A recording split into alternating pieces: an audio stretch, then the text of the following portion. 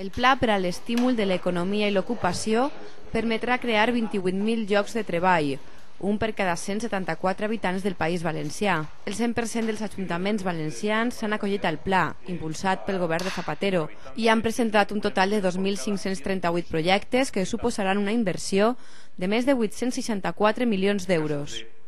El objetivo prioritario de este Real Decreto Ley era la creación de empleo.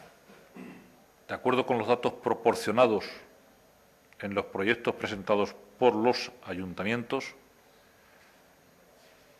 estos proyectos suponen la creación directa de más de 28.000 puestos de trabajo.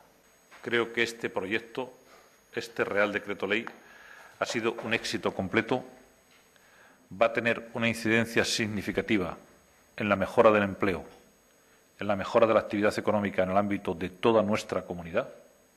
Todos los municipios tienen proyectos, todos los municipios van a llevar a cabo inversiones, todas las empresas de la Comunidad Valenciana van a tener posibilidad y capacidad de tener acceso a estas inversiones.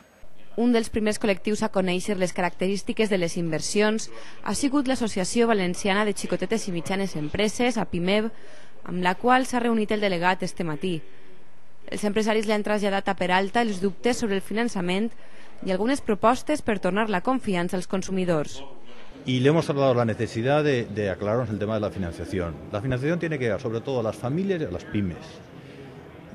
Ahí hemos coincidido todos los sectores en que no está llegando y que por parte del Gobierno tiene que hacer lo que sea necesario para que al final el dinero llegue a las familias, para que tengan capacidad de consumir. ¿Cómo conseguimos que la gente vuelva a tomar confianza en consumir y vuelva otra vez a gastar, que es lo que se necesita para que esta economía funcione? Porque esta economía funciona de darle vueltas al dinero, y si el dinero no se mueve, el dinero no funciona, y nosotros, por desgracia, tenemos que ir reduciendo nuestras plantillas, generando paro, y volvemos a ese círculo vicioso que realmente no nos lleva a ningún sitio.